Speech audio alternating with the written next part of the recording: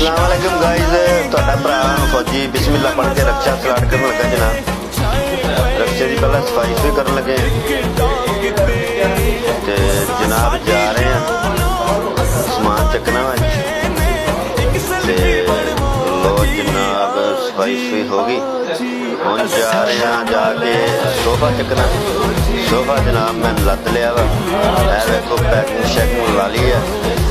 छापर सोफे तो वैसे ही चढ़िया हुआ सी जनाब, तो रस्से रुस्से में पा लिया, पैकिंग शैकिंग हर पासे ला ली, उत्ते कंबल विछाया जनाब।